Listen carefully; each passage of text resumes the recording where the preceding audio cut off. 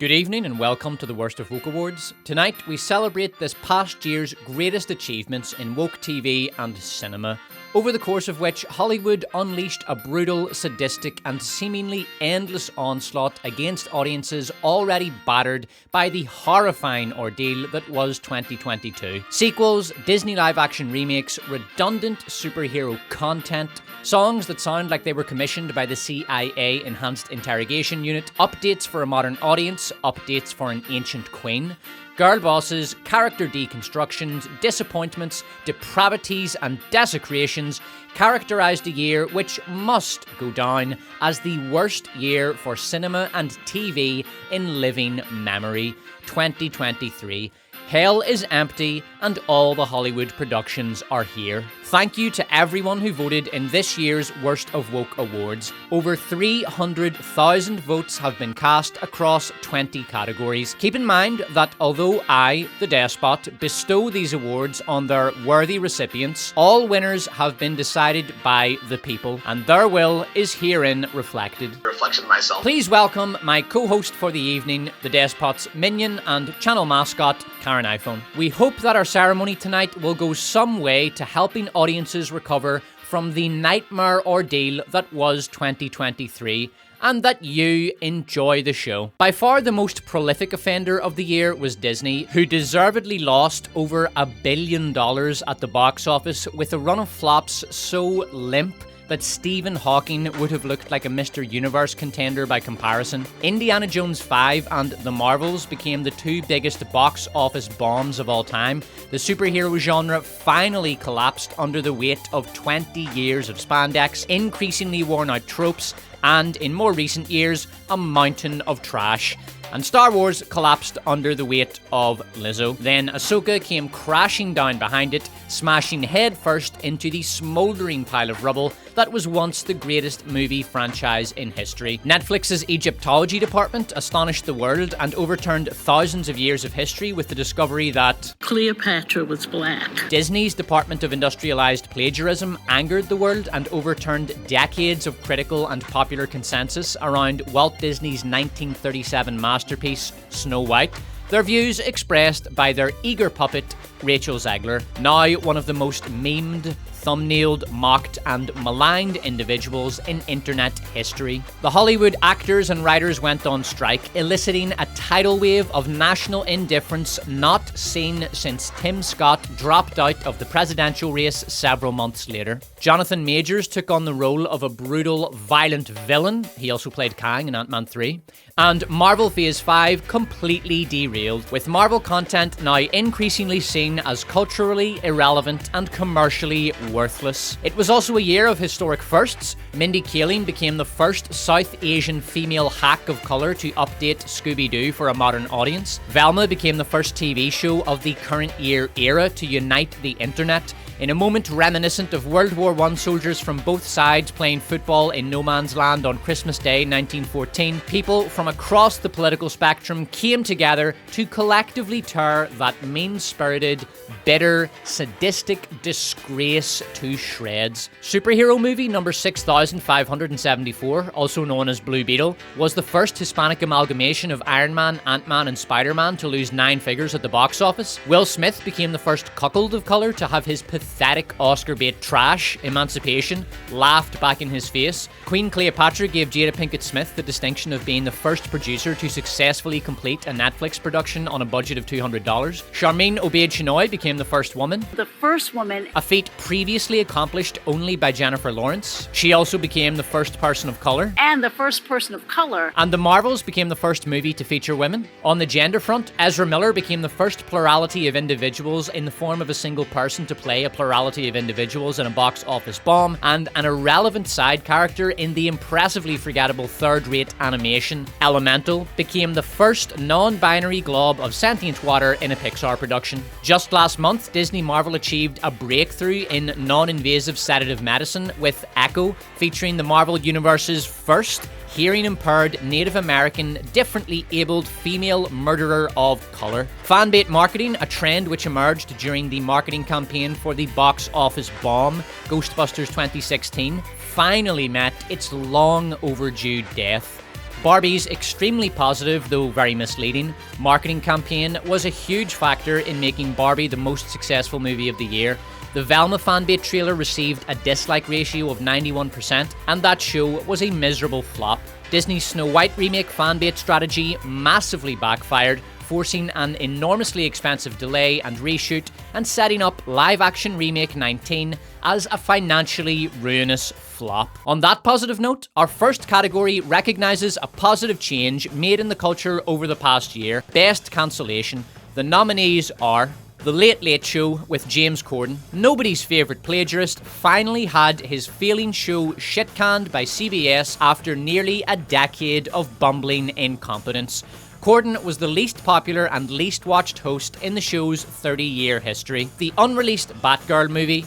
Given the failure of almost every superhero project in 2023 and Disney's attempt to turn Marvel into a female-led franchise, culminating in the historic disaster that was The Marvels, cancelling a Batgirl movie commissioned by now ousted political activist executives was probably a good move that saved Warner a massive amount of money and spurred audiences from the 48 millionth generic superhero movie. That said, the movie could well be the greatest masterpiece never seen. The problem with Jon Stewart. The problem with white people. Is America has always prioritized white comfort over black survival. The problem with Jon Stewart is that nobody watched it. I don't know how many seasons The Problem with Jon Stewart ran for, nor do I know of anyone who watched it, but I did hear a rumour that a guy in Newfoundland watched half an episode once while waiting for Paris Hilton's debut production to finish downloading, though I suspect this is just an internet urban legend. Willow. In 2022, Disney finally released the show that the Willow fandom had been screaming out for: an annoying lesbian couple building their TikTok following as they walk aimlessly around a CGI soundstage meant to look vaguely like a Middle-earth knockoff. You mean like verbally? I mean like defending yourself against someone who wants to hurt you. No. I mean like... Willow was cancelled and deleted from Disney Plus servers so that Disney could declare it a tax write-off. The show now holds the distinction of being not only figuratively, but literally unwatchable. No one actually knows if Willow was in the show, almost no one watched it, and the few people that did can't remember. Gotham Knights, cancelled after one season. If Gen Z was a low-budget, incompetently made TV show, they would be Gotham Knights.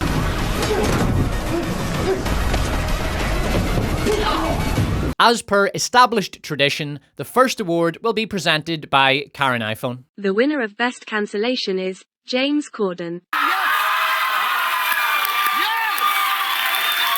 Last year, I predicted that James Corden's win for Worst Adaptation would be the last award of his career. Well, James Corden saw that prediction and responded with, "Oh, you couldn't be more wrong, sir." And I was wrong. James Corden, congratulations on your second Worst of Woke award. Here to present the award, Patrick Stewart. When the presenters are up here and when the recipients are receiving their awards, don't stand at the back of the stage with your hands in your pockets, looking around as though you wished you were anywhere but here. I'm not surprised James Corden won a second Worst of Woke award. He strikes me as someone who enjoys having seconds. From where I was sitting, I can see your belly. And that was right over there at the back of the room. These people down here, Sorry, I'm waiting for the punchline. Go on. You should be less worried about the punchline and more worried about your waistline. Congratulations to James Corden. We sincerely hope never to see you again. Our second category is the Despot's pardon. As an act of benevolence and in acknowledgement that even in the darkest of times there is still good to be found, I, the Despot, will, in response to the supplications of the subscribers to this channel, officially pardon one actor or actress who gave a particularly strong performance that rose above the level of the production in which they were involved. The nominees are Iman Vellani for her spirited performance as Kamala Khan in The Marvels. The Marvels will pass into legend as one of the most complete, critical and commercial disasters ever to have been excreted into theaters. But even among the catastrophic direction, lunatic editing, disgraceful acting, absurdly bad fight choreography, and a script whose very existence is the strongest evidence yet acquired that there is no God, Iman Vellani shone through. Her enthusiasm, personality, natural charm, and screen presence shone out of the marbles like a gem in a latrine. Almost every review I have seen of the argument against sentient existence that is the Marvels singles out Iman Vellani for praise. We look forward to seeing Iman in something that isn't complete and utter trash, and here express our confidence that she has a bright future ahead of her. Jude Law, for his performance in Disney live-action remake number 17, or LAR 17. Modern remakes are sewage, but Disney live-action remakes in particular are special. They are the place where sewage goes to die and rot thereafter in a putrescent mound of otherworldly horror. Disney LARs are absolute abominations, and LAR 17 is one of the worst movies in the worst movie genre. Everyone in LAR 17 was either an awkward-looking child actor stumbling through performances that were dismal, even for children. She has his hat! What have you done with Peter? Or a disengaged adult extra performing hammy pantomime faces. The only character in the entire movie that felt human was Jude Law's Captain Hook. The only emotion the movie generated came from him. He captured the pathos of the classic Hook character and carried every scene he was in. Jude Law could have been one of the great Captain Hooks, but alas, Disney. LAR 17 was like a pile of trash swirling through space, but barely holding together around the gravitational center point of Jude Law's Captain Hook. My once and best friend banished me, all because I missed mine. Ryan Gosling for his performance as Ken in Barbie. Seeing Ken liberate the disenfranchised, penuried Kens of Barbieland and lead them as they tapped into their unrealized masculine potential was perhaps the most just and beautiful movie moment of the year. And the director of Barbie, Greta Gerwig, decided to smash that moment to pieces in a mean-spirited, evil ending in which the villain, Barbie, is rewarded for her restoration of the tyrannical, old guard matriarchal regime. The movie's hero, Ken, was left broken, impoverished, alone, and oppressed, his heroic efforts rendered irrelevant. Barbie was a tragedy unaware of its own pathos. In the hands of a lesser actor, Ken could easily have been a ham-fisted, two-dimensional, bumbling idiot who falls flat on his face. Fortunately, Gosling's charismatic, hilarious, nuanced performance, over the course of which he demonstrated incredible range, made Ken the most human character in the movie and the only likable one. Ryan Gosling's Ken was a truly iconic performance, probably the only one of the year, and Ken will go down as one of the great beaten heroes of cinema history. Okay, come on in. I'll play the guitar at you. Oh, yay! The recipient of the Despot's pardon is Ryan Gosling. Yes. Moving on now to most deserved flop. It's not about money. It's about sending a message. 2023 was a seminal year for film culture. Audiences overwhelmingly rejected the stale, cowardly, repetitive, predictable, preachy trash that Hollywood has been manufacturing for nearly a decade. LAR 17 was the worst received LAR movie yet. LAR 18 was supposed to make $1 billion, and despite fixing the racial defects of the original Ariel with Disney's corrective live-action casting, the movie didn't even get close to $600 million. This latest cash grab plagiarism finished its box office run a miserable flop that lost Disney around $130 million, a just outcome. And the reaction to LAR 19, the Snow White remake? You know, the original cartoon came out in 1937, and very evidently so.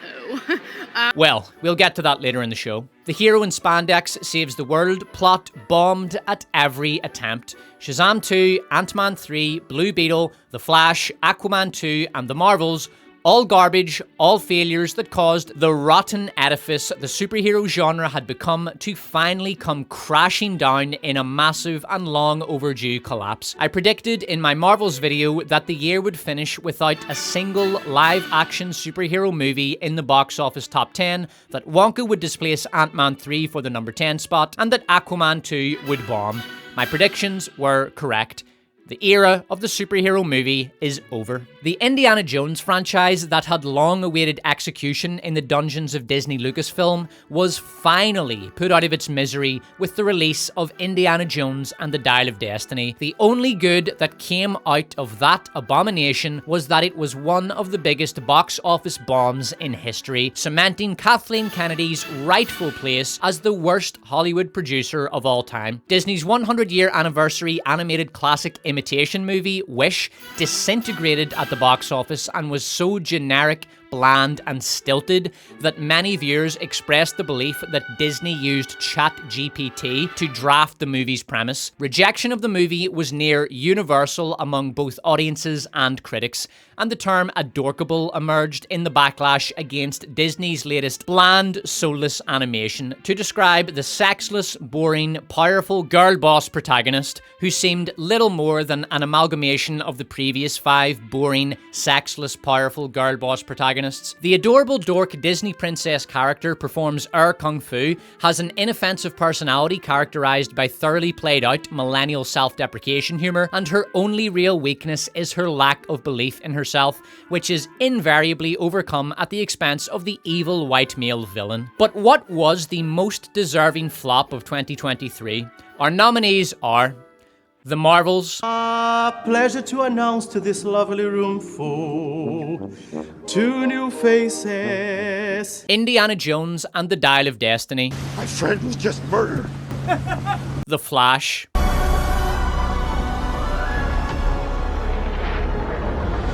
Lar 18.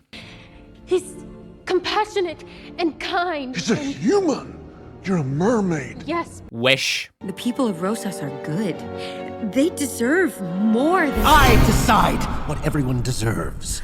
The winner of most deserving flop with half of all votes cast is Indiana Jones and the Dial of Destiny. Indiana Jones 5 has just about every feature of modern Hollywood trash that audiences have grown thoroughly sick of. A studio refusing to do something new and original, instead sinking their claws into an old franchise that should have been left alone in a cynical attempt at a nostalgia bait cash grab. Junk grade CGI, excessive runtime, a massive budget that doesn't show up on screen, hideous cinematography, some scenes too dark, others too yellow. One underwater scene is so ill-conceived, ugly, and poorly shot that it's visually incomprehensible. The action scenes are excessively choppy, frenetic, and messy, and make extensive use of unconvincing girl boss choreography that shatters immersion to the point of insulting the audience's intelligence. At one point, the movie's villain, Helena Shaw, jumps from a tuk-tuk onto a moving car and starts slamming a hired henchman's gun-toting arm onto the car frame.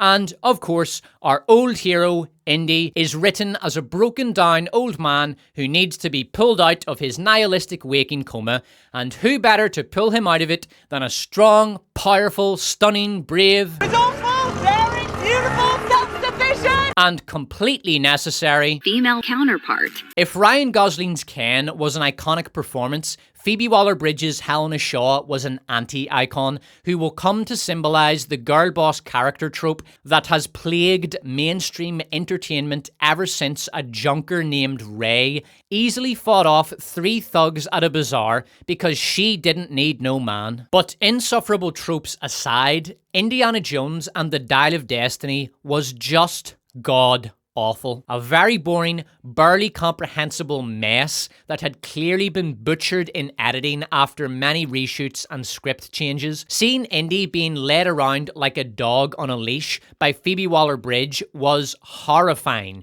and the movie had a grand total of 1 likeable character, Salah, who was in it for about 2 minutes. This is Disney after all, and we have to keep that male-only screen time to an absolute minimum. Indiana Jones and the Dial of Destiny thoroughly earned its place as the year's most deserved flop. Moving straight on to our next category, Worst Newcomer. While we acknowledge the contribution to cultural destruction made by worn-out old junk like the cash grab reboot, The Girl Boss, the 928 millionth superhero movie, and the Disney lore, it is important to make room to celebrate new talent. And we're going to have to make a lot of room to celebrate our first new talent, Lizzo, who blundered into the acting scene this year in her debut role as Lizzo attempting to act in The Mandalorian. Sure, he's made some mistakes in the past, but who here among us has not?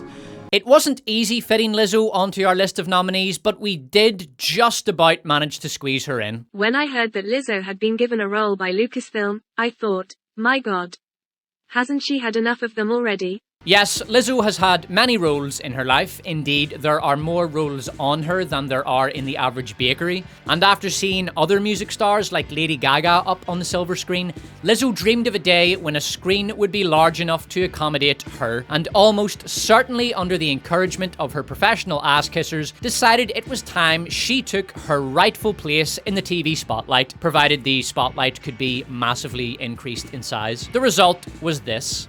Is there no room for a little bit of forgiveness in a galaxy so vast?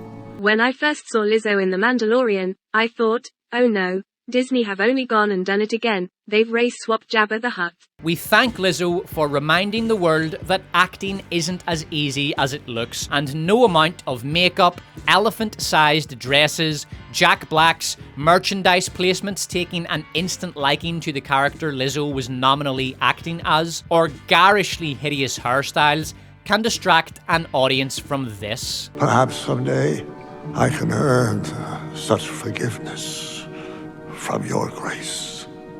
Perhaps. Our next nominee, Ant-Man's daughter. There was a time when teenage girls could just be teenage girls, do their homework, get home at a reasonable hour, sneak out of the house to go see a boy, get shouted at by mom and dad, throw the odd tantrum, and generally get through the difficult period of life that is one's teen years. Well, that time is gone. Today, teenage girls must be god-tier science geniuses. Your daughter built a subatomic Hubble telescope in a basement. Anti-police activists with no regard for the lives of first responders. You shrank a cop car? What were you thinking? What was I supposed to do? Look the other way? And when not getting involved in pro-vagrancy riots. Peaceful protesters. Mostly a protest. A rancid wee who spits in her father's face and belittles him at his own table. Yeah, you're welcome for all not being dust. And what do you do now? Sign books. And who, when not spitting in her father's face and belittling him at his own table, delivers grandiose, epic speeches that stand shoulder to shoulder with the monologues of Shakespeare. Don't be a dick! And what do you do now? Don't be a dick! Our next nominee is Rachel Zegler. There's a big focus on her love story. With a guy who literally stalks her. Yeah. Weird. I could make this the 35,331st video to give Rachel Zegler a well-earned rebuke, but instead, here's something far more entertaining. Michelle Pfeiffer whipping the heads off 4 mannequins in a row during the filming of Batman Returns.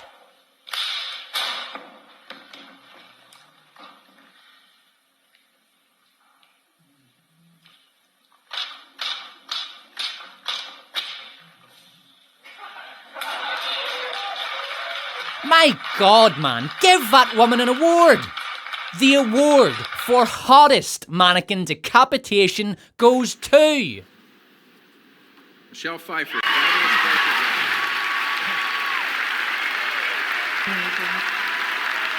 I'm very, very honored.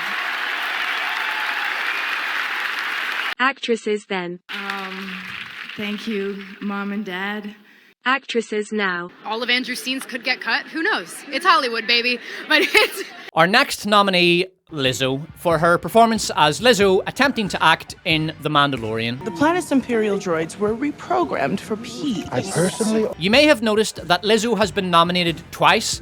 This is because we believe that people of size should be given as much space as they need to be fully accommodated. We approve of this policy in Southwest Airlines. There's a person of size that did not purchase 2 tickets, but was being accommodated. And that is why we could not get in on the airplane. And practice it here at the Worst of Woke Awards. For that reason, we are nominating Lizzo a 3rd time. Is there no room? There will always be room at the Worst of Woke Awards. Our final nominee is Tim Cook.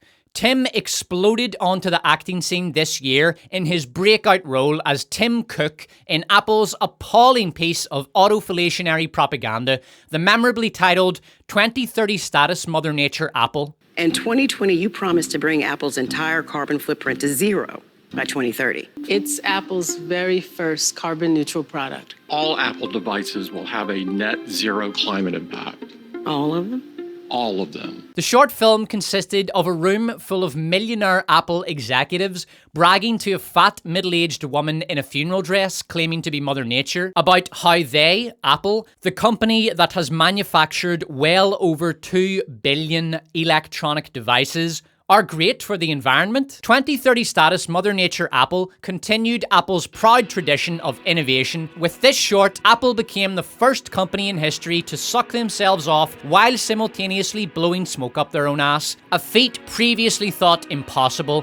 But as the late, great Steve Jobs said, "Make the impossible possible." We're glad to see that Apple has lived up to that mantra. But there can only be one winner. And in a world of Lizzo encouraging young women to eat themselves to death while also ruling over a toxic work environment in which employees are treated appallingly, Rachel Zegler mocking a generation of people who suffered through the horrors of the Great Depression and the Second World War, and the Golden Globes continuing to hire talentless, jumped-up morons whose monologues are about as funny as a pre-2024 Stephen Hawking joke. White people stole everything. You guys stole everything. Not like 97%. You guys stole 100% of everything. Yo, I got the gig 10 days ago. You want a perfect monologue? Yo, shut up. We simply don't have the space or the time or the space-time to care about the embarrassing misfire of an out-of-touch tech geek. The winner of Worst Newcomer is Rachel Zegler. All of Andrew's scenes could get cut. Who knows? It's Hollywood, baby. But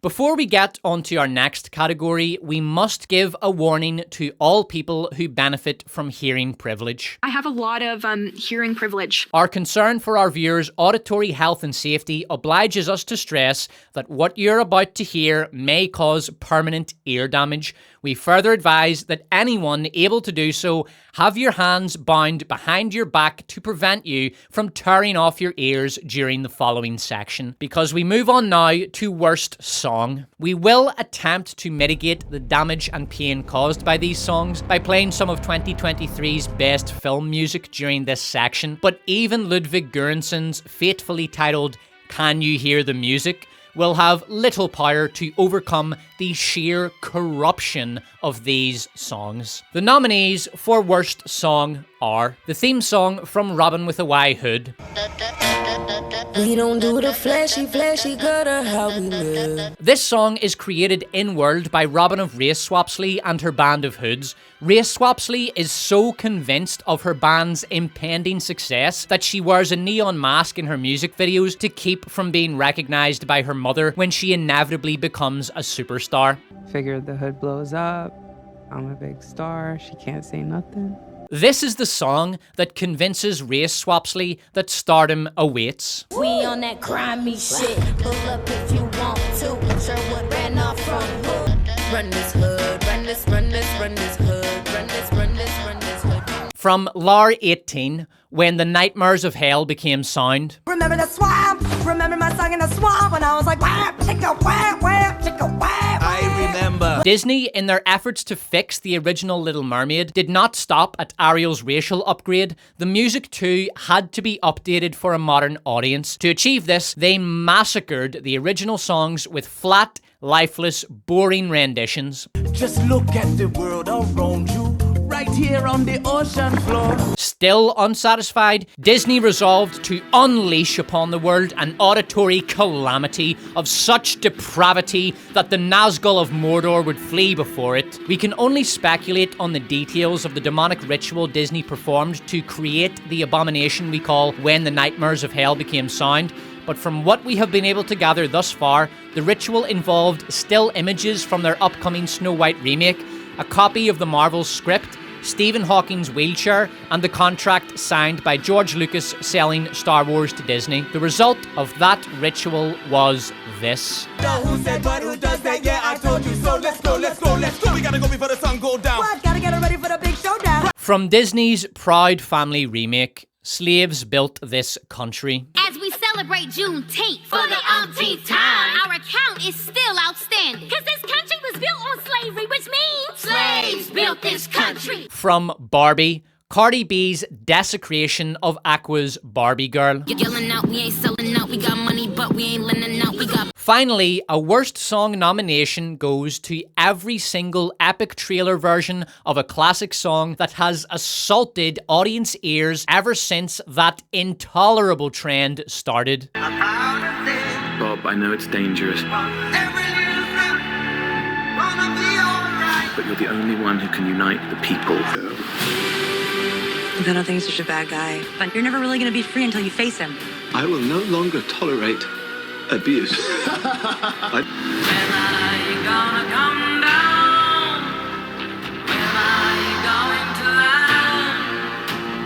For the love of God, Hollywood, stop doing that. Before we announce the winner, we do have one honourable mention that, while awful, couldn't quite compete with the aforementioned auditory torture. I'm a Star from Wish, which contains the following lyrics. Well, I've known the entire time. When it comes to the universe, we're all shareholders.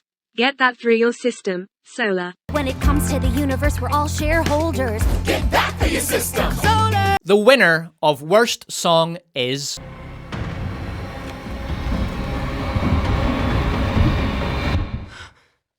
You're welcome for the scuttlebutt. We got a lot of work to do before sundown. Scuttlebutt. Oh, please let this be the day. And Cardi B's rape of Aqua's Barbie Girl wins Worst Music Video. Make me when I get back. I'm in LA, Rodeo Drive. I'm in New York, Madison Ave. I was 8 years old when Barbie Girl came out. I remember it well because I absolutely hated it. If only I had known then just how bad things would get. They be yelling now. It is Barbie, bitch, if you still in doubt. On now to Worst Screen Ensemble.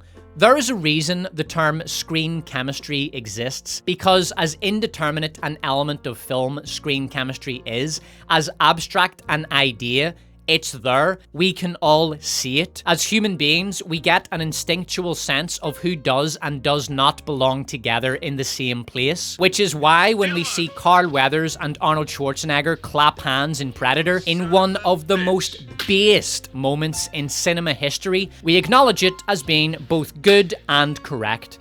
Conversely, we react in abject horror when we see Cara Delevingne swoon over Dave DeHaan in the abject crud that was Valerian and the City of 1,000 Planets, and why a generation of moviegoers cringed in their seats when Emma Watson threw herself tongue first onto Rupert Grint in Harry Potter 8. Especially since we all knew that she was secretly hoping that Draco Malfoy would slither into her bed. As much as we celebrate the Doc and Marty, Frodo and Sam, Miyagi and Daniel Sans of our on-screen entertainment, we must also acknowledge the contribution of their antithesis.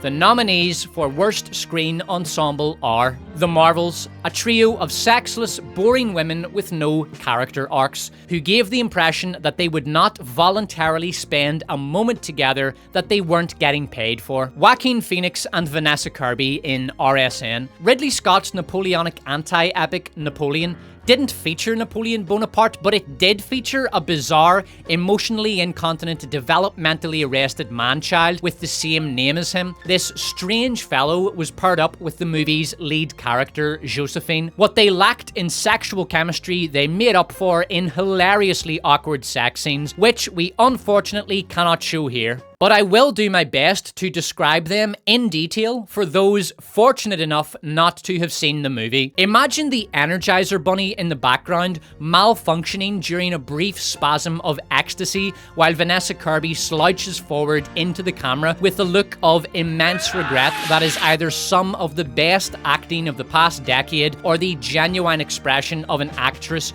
realizing that she has made a massive mistake signing on to this project. The only thing worse than the chemistry between Vanessa Kirby and Joaquin Phoenix in Napoleon was the physics between Stephen Hawking and the underage children who were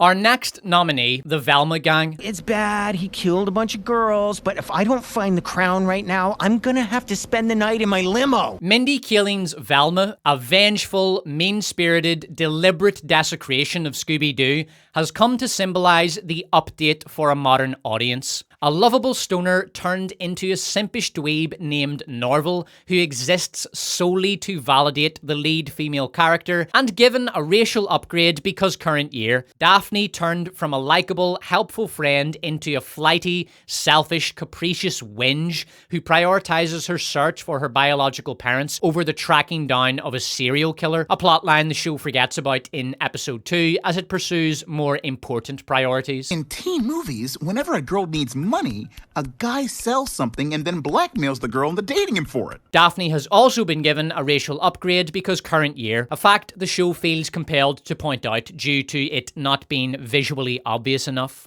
And how do you feel about race-blind casting, Daphne? Well, as an Asian woman. And she's a drug dealer now, because Velma is just so edgy and subversive, a plotline the show forgets about after episode 2 as it pursues more important priorities. Scooby is no longer here, and Velma has been turned from a useful, friendly nerd into what is unequivocally the worst, most despicable, and most despised character in modern media. Guys even teach us to be ashamed of our own bodies. Every little kid knows how to draw a penis, but make a little kid draw a vagina and what happens? I have to validate everything I hate about men's ideas of beauty norms, or girls will die. I'm not just a waitress, I'm also a basic bitch who doesn't even know how to use hashtags. But the most vicious, mean-spirited, and sadistic update for a modern audience was that deployed against Fred. It was me, not Fred and his weird sex fan. Do I know you? It's Velma from school. You cheat off me in Spanish because you think I'm Mexican. I'm a big boy! A big boy who could have removed those dumb girls' brains no problem if I wanted to. Fred was turned into a narcissistic moron, completely lacking in self-awareness, incapable of accomplishing even the most basic tasks, casually racist, massively privileged, and the butt of what may well have been the low point of the worst year in the worst era of entertainment history. Small dick jokes aimed at a 15-year-old boy. Fred's a rich white guy with a tiny dong. He did it. If these jokes had been made at the expense of a female character's anatomy, every showrunner would have been out of a job and blacklisted within hours of the first episode airing. But Fred is a white male character, and so his utter desecration and humiliation at the hands of Mindy Kaling and her cultural vandals is not only permissible, but must be applauded. The Scooby Gang, the lovable, family-friendly, campy quintet of cheesy fun characters that many still look back on with fond childhood memories, has no place in modern times, and has been replaced with this. Happy dance! It's true, I'd solve the case for good. But like all prestige detectives... Our next nominees are the plurality of individuals known collectively as Ezra Miller for their coupling with an on-screen reproduction of themselves in The Flash. Speedy Gonzalez! Yes, I've done it many times myself. You can't just start...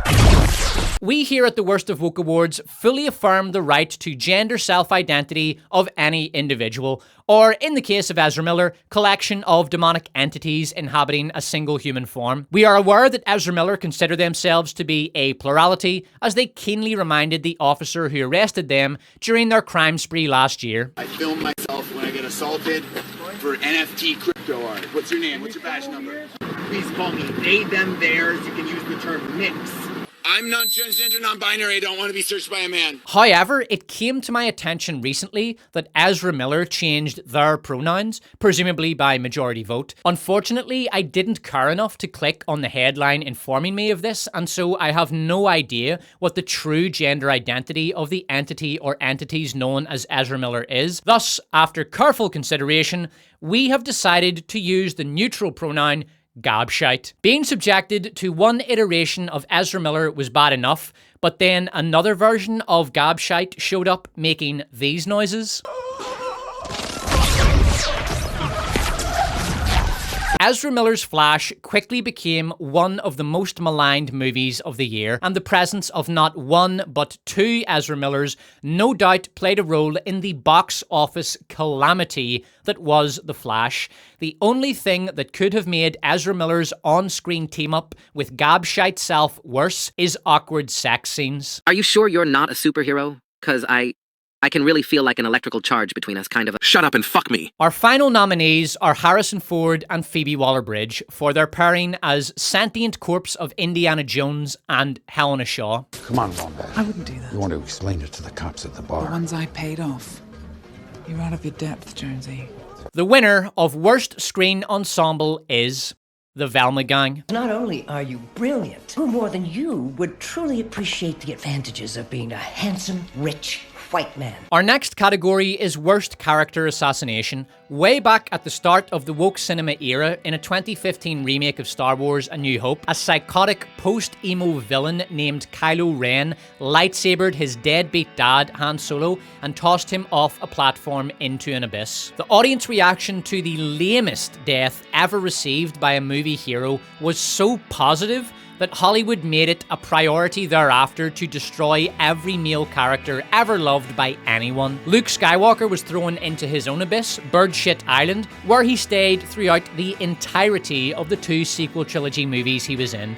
Just the fate every Star Wars fan had always imagined for him. Lando Calrissian was turned into a pansexual who uses his droid, L3 Waller-Bridge, as a masturbatory aid. Obi-Wan was turned into a defeatist who absconds from his mission to safeguard Luke so he can be led around by a female toddler. And Darth Vader was turned from one of the galaxy's great warlords into a blundering idiot. Outside of Star Wars, Elrond was turned into a boarding school girl in Rings of Power.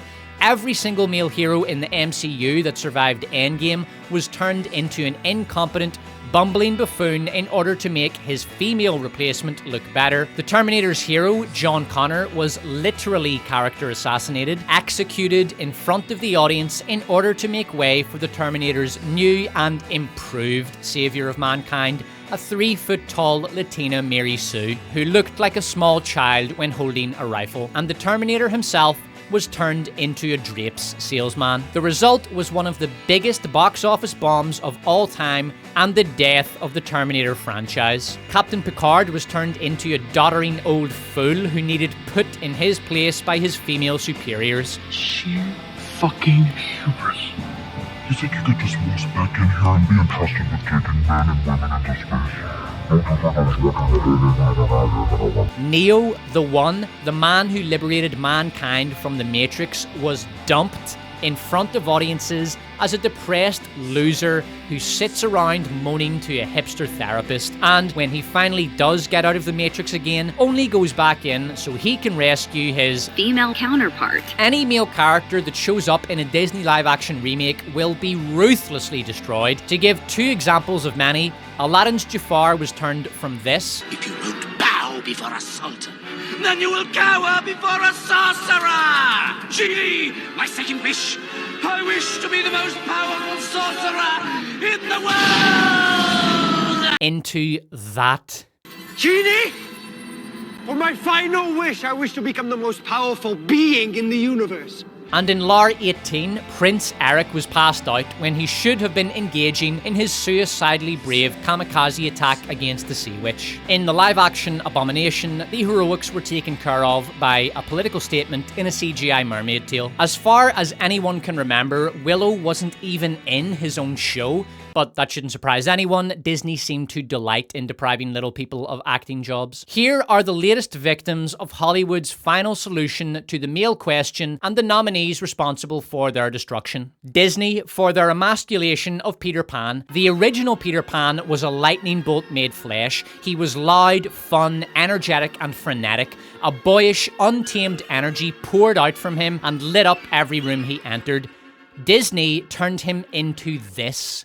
Were you expecting someone else? If I know one thing about fairies, it's that they don't take kindly to being called bugs. It's Hook. I'm Peter Pan. I don't ever need help. Were you expecting someone else? Ridley Scott for his bizarre portrayal of Napoleon. Having run out of fictional characters to destroy, Hollywood invented a new one, an emotionally incontinent, simpering moron who throws food at public dinners, attacks household staff, slaps his soon-to-be ex-wife, and complains to the English ambassador that you think you're so great because you have boats! This unpleasant result of what must have been an ill-advised piece of performance art by Joaquin Phoenix was given the name Napoleon and paraded on screen before bemused audiences who thought that Ridley Scott's Napoleon was supposed to be a portrayal of a French historical figure of note. The BBC, for whatever the hell this was. I promise I can help him get home and then you'll never see me again. You're assuming he as a pronoun. True. Yes, sorry, good point. My chosen pronoun is the definite article. Pronoun. Pronoun. Pronoun. Pronoun. Although we suspect that the Doctor being lectured on the use of pronouns by an attention-craving teenager was probably not what Doctor Who fans had been hoping for, we do applaud the show for introducing the first gay black Doctor, allowing gay black men to finally see in the Doctor a reflection of themselves. I'm black, and I'm gay. Reflection of myself. Though it should be noted that the gay black Doctor was not the first, but the second gay Doctor. Was it me, or was Isaac Newton hot? He was, wasn't he? He was so hot. Is that who I am now? Well, it was never that far from the surface, mate. Mindy Kaling for her sadistic brutalization of Fred from Scooby-Doo. And finally, Kathleen Kennedy for her KK-fication of Indiana Jones. I need to do this. Me too. One of the greatest adventurers in cinema history, now a broken down, hollowed out old ruin, made a guest in his own movie and forced to justify his continued presence in that movie to the villain, Helena Shaw. Get us to the train station. Us? You going home? No, I'm going to Casablanca. I could struggle in vain to articulate the disgust felt by the Indiana Jones fandom at what had been done to our boy Indy. Instead, let us simply be thankful that he is gone now and his suffering is ended. Now cracks a noble heart. Good night, sweet prince, and flights of angels sing thee to thy rhythm. The winner of Worst Character Destruction is Kathleen Kennedy for her annihilation of Indiana Jones. I'm also very proud to be the first woman. The first woman.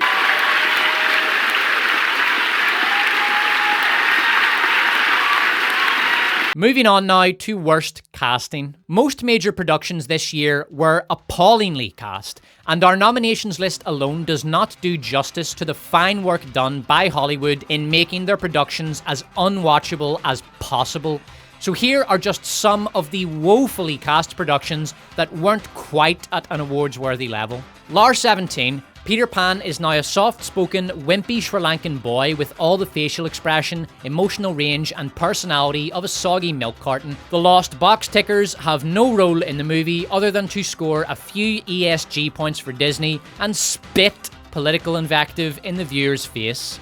You're not all boys. So? The lead character, Wendy, is played by Mia Jovovich's daughter because she just happened to be the most qualified actress for the role. Tiger Lily has been reduced to a one-dimensional fetishization of Native American culture, dressed in a Halloween costume and told to sound wizened and profound. Feel the ground beneath your feet. And who, despite being played by a chubby adolescent, easily tosses grown men aside. The pirates aren't even memorable enough to be forgettable, as that would suggest that their presence registered in the first place. The only thing that kept Lar 17 from a worst casting nomination was the excellent choice of Jude Law to play Captain Hook. Lar 18 for casting a political statement as Ariel, a sedated Javier Bardem as Trident, Awkwafina as Bird, and in what turned out to be the movie's worst performance, David Diggs as Crab. I'm a dead crab. Life under the sea is better than anything they got going on up there. The king can never hear of this. Okay, listen to me. Lar 18 was saved by Melissa McCarthy's impressive performance as Ursula and Jessie Alexander as Vanessa, who, though only in the movie for a few minutes, demonstrated more range, emotion, and intensity in those few minutes than Halle Bailey did in the entire movie. Get away from her! No. If Jessica Alexander had been cast as Ariel, Lar 18 might actually have made money. And to the movie's credit, Prince Eric dropping Halle Bailey's Ariel like Neo's Morning Glory the second he comes across a woman who looks like this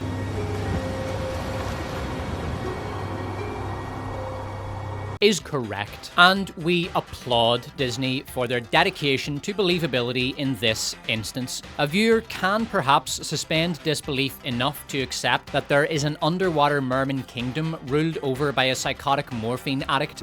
You're a mermaid. Yes. Who has a multiracial harem of underage girls with Stockholm Syndrome, but no one is ever going to believe that Prince Eric would choose Halle Bailey over a woman who looks like this. As with the earlier mentioned joining of hands in a masculine embrace of Chad Glorious bromance, Prince Eric's choice of Vanessa is good and correct. Our final honourable mention is the Marvels for casting Diversity Hire 2539 to play Diversity Token FN2187, also known as Monica Rambeau.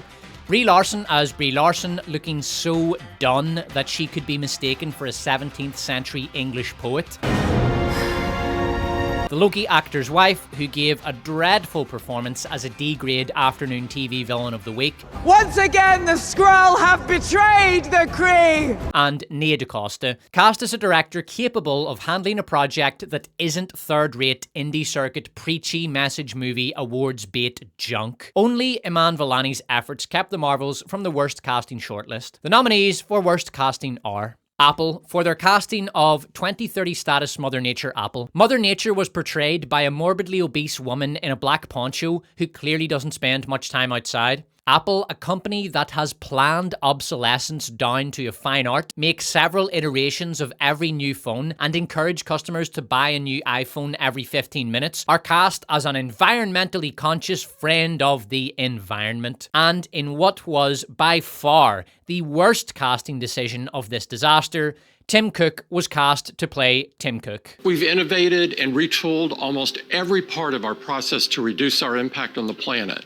But there's still a lot more work to do. Director X for his casting of Robin with a Y Hood, a cast of tokenistic caricatures so absurd that, were this Canadian-funded TV production a parody of woke garbage, it would have been a masterpiece. Robin of Race Swapsley herself is a social justice-driven, promiscuous bisexual black female hip-hop artist, armed home invader and gang leader who, in episode 1, threatens the life of a working stiff security guard in order to steal a high-end car. And if you don't like her, you are, in the words of Director X, racist. Ridley Scott for Ridley Scott's Napoleon. The only roles cast in the movie are Napoleon and Josephine. Everyone else is just a nameless prop in massively desaturated period costume. Scott decided that the countless hundreds of important figures in Napoleon's personal life who weren't called Josephine didn't matter, and so didn't bother casting them. Seeing a 50-year-old Joaquin Phoenix play acting as 24-year-old Captain Bonaparte at Toulon was, for me personally, one of the stranger experiences of 2023. Boats! Disney for Lar 19. Disney's Snow White remake was so atrociously cast that the movie is being nominated in advance of release. In the initial iteration of the movie, which finished principal photography, the 7 dwarves were played by one little person and 6 actors of varying heights, races, genders, gender identities, sexual proclivities, and whatever else Disney feels is current and diverse. These magical forest creatures, as they are now called, would no doubt have been referred to with a wide range of pronouns and neo-pronouns, which would have changed throughout the movie as the felt identity of the individual not dwarves changed over the course of the massively padded runtime. Following scathing and universal public backlash and accusations allegations of depriving little people of acting work, Disney decided to reshoot the entire movie, delaying the production by a year, and released this rushed image to the public, showcasing how, instead of depriving little people of work with NBA basketball players, now Disney were replacing them with horrifying CGI monstrosities. Yes, Disney are remaking the beautiful hand-drawn original dwarves by turning them into hideous CGI blobs, a perfect metaphor for the moral and artistic collapse of the Disney Corporation itself. Snow White is a box office disaster in the making, and it couldn't have happened to a more deserving production. Oh yes, and Rachel Zegler was cast as Snow White. Weird. Jada Pinkett Smith for Queen Cleopatra for casting Sub-Saharan Africa as Egypt. Ancient Egyptians would have had a variety of different complexions, as we find in other African cultures today. A mixed-race British actress with a giant afro as Cleopatra. I am a god. Do not disrespect me. Any male actor sufficiently stupid-looking enough to play Caesar, Mark Antony, and Octavian. And by far their worst casting choice, a crazy old lady as a qualified historian. I remember my grandmother saying to me, I don't care what they tell you in school, Cleopatra was black. I resisted Cleopatra for a really long time. I said, I am not going to study you. I'm not going to study you. Cleopatra was black. I'm not going to study. Cleopatra was black. I would have this recurring dream where there was this shadowy figure, certainly an ancient person, clearly a woman, who would say to me, you have to tell my story. When I heard that Jada Pinkett Smith had been unfaithful to Egyptian history, I wondered why Will Smith had changed his name to Egyptian history. Fortunately, Jada Pinkett Smith's harebrained scheme was called out for its bald-faced lies, and her absolute abomination of a so-called documentary is the lowest rated show in history. The winner of worst casting is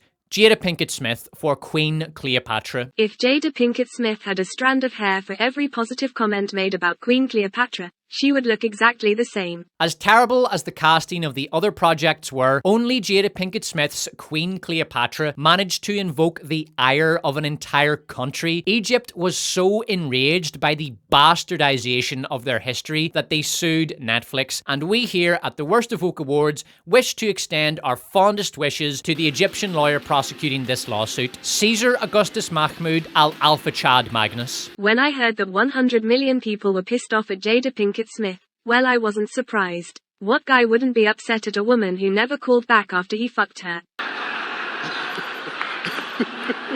Now, Karen iPhone, while we appreciate your thoughtful interjections, please bear in mind this is a family show and we can't have— Will Smith was angry at Chris Rock's mouth for having Jada's name in it, but he should have been more concerned about Jada's mouth for having other men's dick. Thank you, Karen iPhone.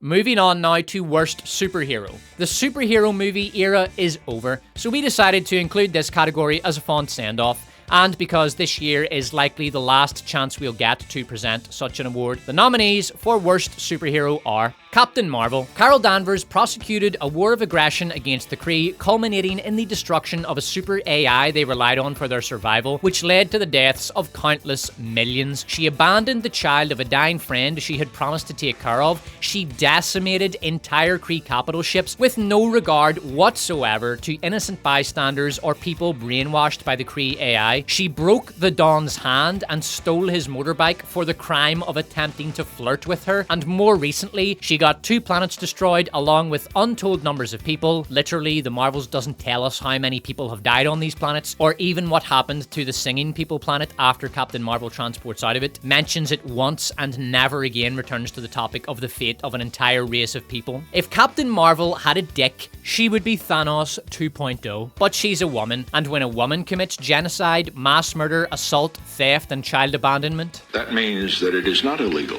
Our next nominee, Ant-Man's daughter. You want to help. I get it. I do, Cassie. I really do. But I don't want you wasting your life. At least I'm still trying to do something with mine. Our next nominee, whatever the hell Emilia Clarke was supposed to be in Secret Invasion.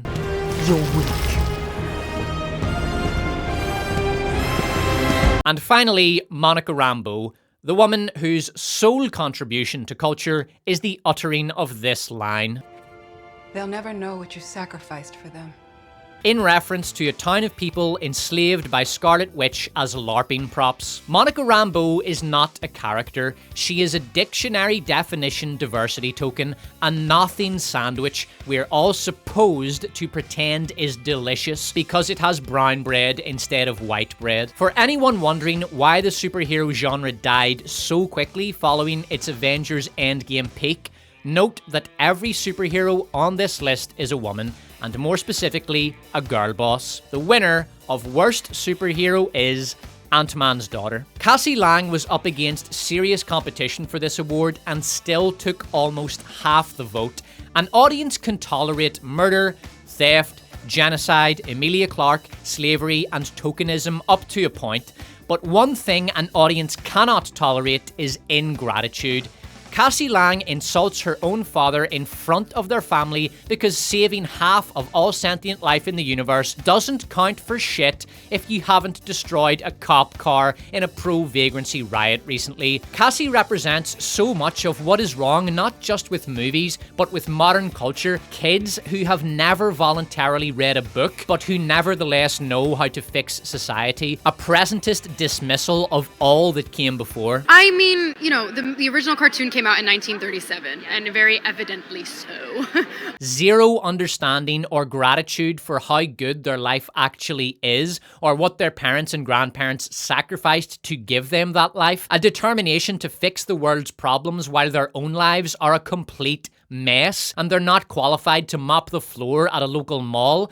A feeling of entitlement that you are owed something because you are you. We're in 2024 now, and I think it's about time that we had a woman. Cassie Lang, like Rachel Zegler, hit a cultural nerve and became the focal point of a long overdue backlash. Our next category is Worst Remake. Plagiarized media is disqualified from consideration in the prestige categories, so we have given them their own category. The nominees are Lar 17. If you went back home, it'll be the end of all our fun, all our adventures. Lar 18. You're a mermaid. Yes. Lar 19. She's not going to be dreaming about true love. She's dreaming about becoming the leader she knows she can be. And our final nominee is all of them. Disney, stop doing this. And the winner, with 91% of the vote, is all of them. Disney, stop doing this. The Disney lore is industrialized plagiarism. It has come to symbolize the stick-in-the-mud Hollywood establishment that is terrified of change, innovation, new ideas, new stories, and really anything that audiences haven't seen 500 times before, and audiences are sick of it. For all their progressive activism, Hollywood is internally profoundly conservative and utterly averse to any change that doesn't have to do with skin color or genitalia, which is why Disney will keep pumping out these godless abomination lore movies until they have nothing left to ruin of the works created by previous generations of vastly superior artists. Our next category, career most damaged by involvement in a woke project. Before we get on to our nominees, you may notice the glaring absence of Jonathan Majors from the list of nominees. Majors undoubtedly suffered the most severe career damage in Hollywood last year. He was convicted of assault and harassment, and his career is effectively over.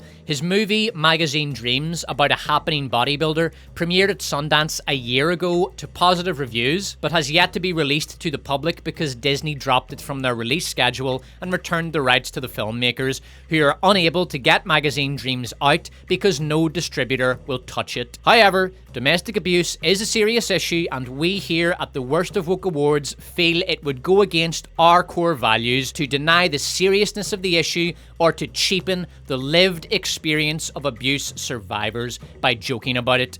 As such, we have cancelled all jokes relating to the Jonathan Majors assault controversy. Instead, we invite you to enjoy the comedy stylings of Joe Coy, fresh off his acclaimed performance at this year's Golden Globes. The key moment in Barbie is when she goes from perfect beauty to bad breath, cellulite, and flat feet, or what casting directors call character actor. In Ant-Man 3, Kang tortures a young girl. The scene was very convincing, so I was unsurprised to discover that Jonathan Majors' performance in this scene came from personal experience. No, Karen iPhone, we agreed before the show that we weren't going to do Jonathan Majors is a theatre-trained actor, and so is used to method acting. but I think he might have gone a little too far in his preparations to play the villain in Creed 3. Okay, thank you, Karen iPhone, that is enough.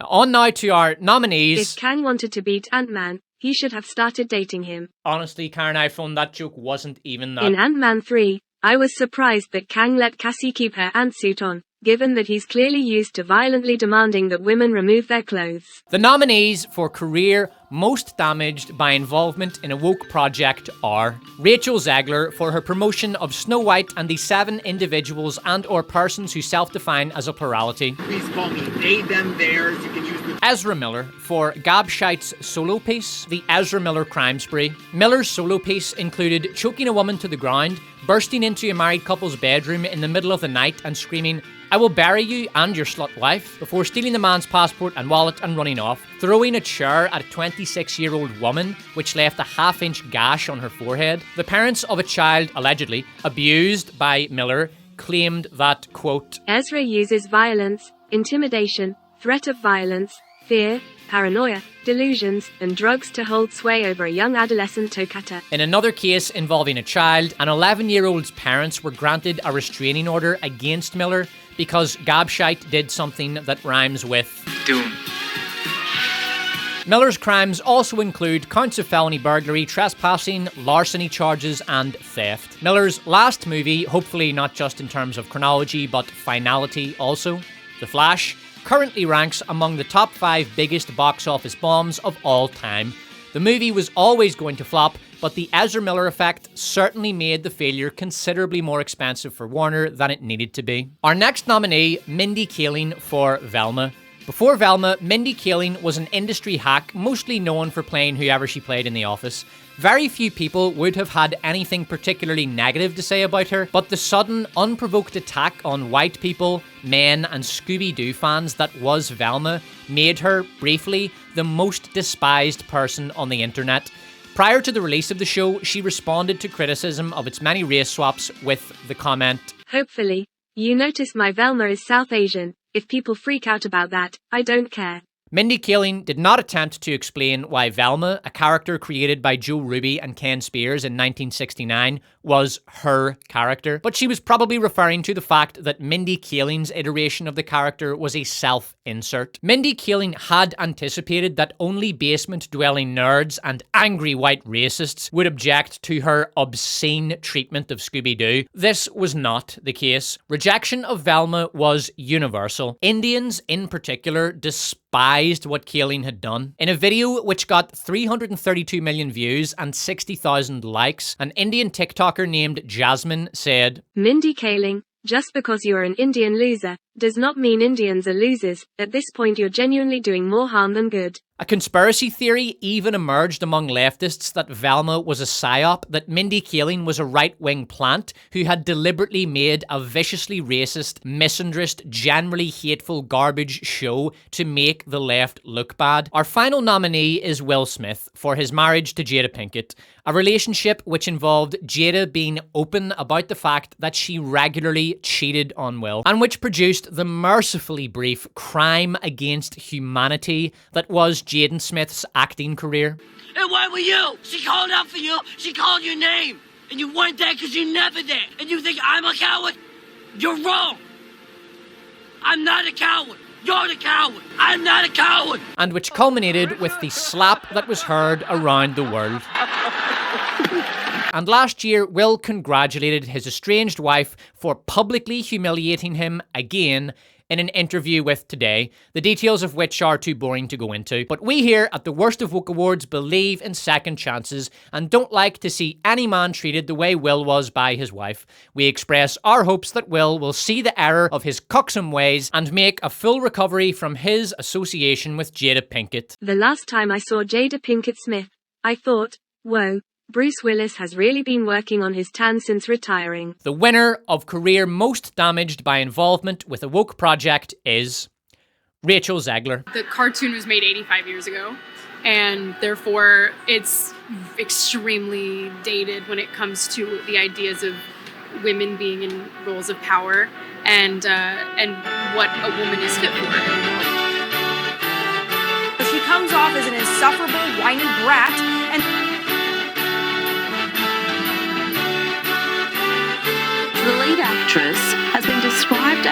walking PR disaster. You have to spit on true love. All of Andrew's scenes could get cut. Who knows? It's Hollywood, baby. I'm a narcissist.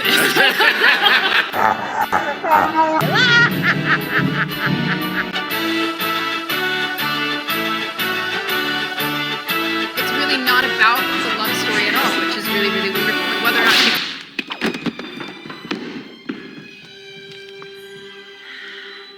Before we get on to the prestige categories, I, the Despot, will be handing out a few awards unilaterally without democratic mandate, as is my prerogative as a Despot. There will be no nominees, the winners are.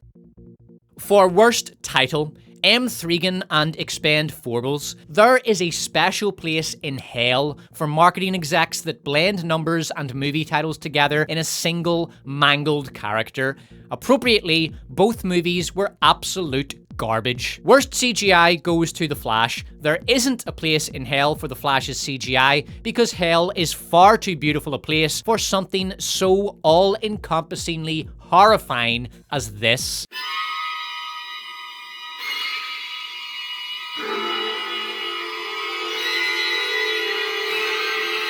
Worst Nepobaby, Lily Rose Depp for her tawdry portrayal of an up-and-coming pop star in the gargantuan HBO misfire, The Idol. Worst title sequence goes to Secret Invasion, whose director thought it would be a good idea to use AI to create the visuals. This was the result. The Despot's Redemption Award does not go to Jennifer Lawrence I for her try-hard, crappy attempt at a raunchy rom-com, No Hard Feelings. Why? Worst trailer goes to Madam Web, a migraine-inducing kaleidoscope of TikTok editing involving 154 cuts and a line that has already become a meme used in reference to horrendously clunky dialogue. He was in the Amazon with my mom when she was researching spiders right before she died. Worst adaptation goes to Lizzo, a failed attempt to adapt an actress from a body-positive activist and singer. Following her laughably pathetic attempt to break into acting, it emerged that Lizzo was body-shaming her backing dancers, forcing them to engage in sexual humiliation rituals which involved them eating a banana out of an intimate part of a professional dancer's person. When I heard that Lizzo was forcing her backing dancers to eat bananas out of strippers' cups, well, I was absolutely shocked. I just couldn't believe Lizzo would put food anywhere other than into her mouth. Worst fight choreography was a difficult choice. Rosario Dawson's pensioner calisthenics lightsaber fighting style in Ahsoka was the frontrunner, but was just edged out at the last minute by Echo. Watching stuntmen move in slow motion and launch themselves through the air in a futile attempt to make a chubby woman with a prosthetic leg and no martial arts training look dangerous was simply too hilarious not to acknowledge with this award. Those stuntmen grew up watching Sylvester Stallone, Jean-Claude Van Damme and Jackie Chan movies, dreaming that they too could one day be part of great action sequences, and Disney have them doing this.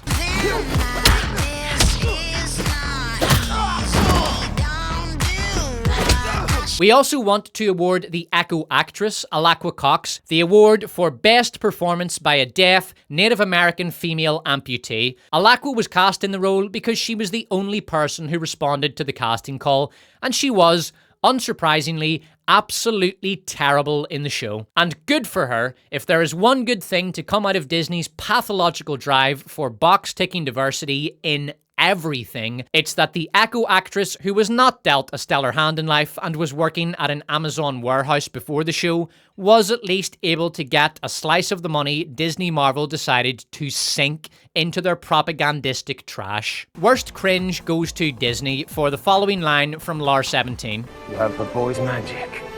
No, this magic belongs to no boy. It is perhaps fateful that Disney should be making assertions about which half of the human species does and does not have a claim upon magic in the very same year that even the mainstream media began to admit that Disney have lost the magic. The awards season villain award goes to Bradley Cooper for his Leonard Bernstein Oscar bait biopic Meisterbetro, a pretentious, over-stylized, over-directed character study which takes the form of a dark-in version of the greatest hits format. Random parts of Bernstein's life are depicted over the span of a half-century-long period as a means of exploring his marriage to OP 6483. Meisterbetro copied Barbie's brilliant marketing tactic of sending out press releases about how the world's supply of pink paint had been depleted by the Barbie production. In the case of Meisterbetro, the marketing team bragged that the production had exhausted the world's supply of aging prosthetics. This was based on Cooper's calculation that pretension plus over-stylization plus on-screen homosexuality plus Carey Mulligan plus aging prosthetics would equate to Oscars. So what are you going to do with your Oscar? I'm going to put mine on my mantelpiece. Oh, darling, it doesn't matter what I'm going to do with it. The only thing that matters is that I have it. Now for the Despot tribute, awarded to an industry great who recently entered the halls of Valhalla. Ray Stevenson, a fellow Antrim man. Ray Stevenson was brilliant as Titus Pullo in Rome, in which he gave a masterclass in comic and dramatic acting. I am a Roman citizen of noble birth, and I order you to cut these ropes. Say please. What's been your favorite project? I'm curious because you've had so many great roles. Well, What's really moved you? it has to be Rome. And dare I say, learned to get out of my own way in that series. You know, I stopped having a stupid projected view about if I did this, then maybe I could, you know, this thing about actors trying to judge themselves and how they can improve. And it really made me sit down in my own skin and go, you know what, just turn up and do the job. The job's enough. Rest in peace, Ray Stevenson. And recently, Carl Weathers went to clap hands with the big man in the sky. His performance in Rocky II is one of my favourite all-time movie performances. Even when I watched Rocky II as a boy, Apollo's wounded pride spoke to something primal in me. In Rocky III, he delivered these immortal words with a power that reveals the greatness of the man that spoke them. Let's do it tomorrow. There is no tomorrow. There is no tomorrow.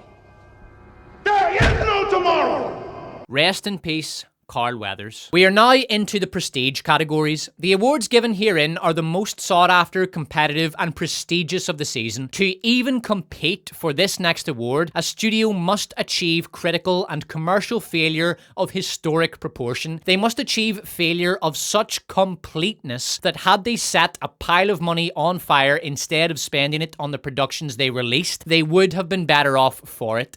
The nominees for Most Damaged Franchise are Marvel. Marvel's sole success last year was Guardians 3. Apart from that, Ant-Man 3 Cassie's Revenge, The Marvels, Secret Invasion, Loki Season 2, and most recently the ASMR masterpiece Echo were all failures. Marvel, the franchise that dominated the box office throughout the 2010s, that was the most successful by far in cinema history, is now a pathetic, decaying ruin of its former self. I could go on for hours explaining the reasons for Marvel's collapse. Instead, I will limit my thoughts on why Marvel has fallen so far, so quickly, to 3 words. Girl bosses, multiverse, content. Marvel's decline over the past few years has come to be symbolized in the box office Stalingrad, The Marvels, a movie which performed so cataclysmically that it became a multi-record breaking failure. It is the lowest grossing installment in the Marvel Cinematic Universe, the only MCU movie to make less than $100 million domestically, the worst ever opening weekend for an MCU movie, the biggest second weekend drop in MCU history, 78%. The only MCU movie to fail to outgross its production costs. The lowest rated MCU movie on IMDb. Either the biggest or second biggest box office bomb of all time. We're not sure as Disney haven't released all the numbers yet. And the highest grossing movie directed by a black woman, overtaking A Wrinkle in Time, another box office disaster, directed by Ava DuVernay and marketed by Brie Larson. I do not need a 40-year-old white dude to tell me what didn't work for him about A Wrinkle in Time. It wasn't made for him. Congratulations, Nia DaCosta, on those historic achievements. Our next nominee, Kathleen Kennedy, for turning Star Wars into a dead franchise. Ladies and gentlemen, non-binary individuals, persons identifying as a plurality, I give you Disney Star Wars.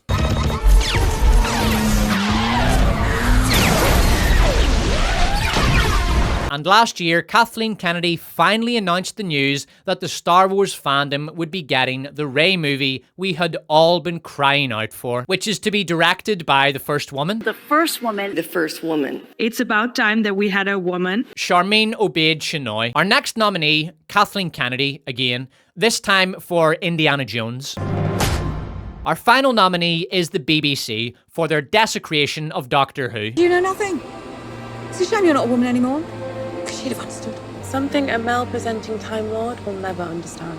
My chosen pronoun. Pronoun. Pronoun, pronoun, pronoun. Pronoun. The winner of Most Damaged Franchise is Marvel. Now on to Worst Company. Unlike the recipient of this award, we have no intention of insulting the intelligence of our audience. Thus, we will dispense with the pretense that this prestigious title could be awarded to any company other than Disney. That said, we cannot allow the lesser heads of the Hollywood Hydra to go entirely unfought. Warner Bros. Made Velma. They should have digitally shredded every frame of this abhorrence the second they saw the pilot, then burned every computer that had been used in the show's creation, and had a priest perform an exorcism at the studio the show was animated in. Instead, they released it, promoted it, and greenlit it for a second season.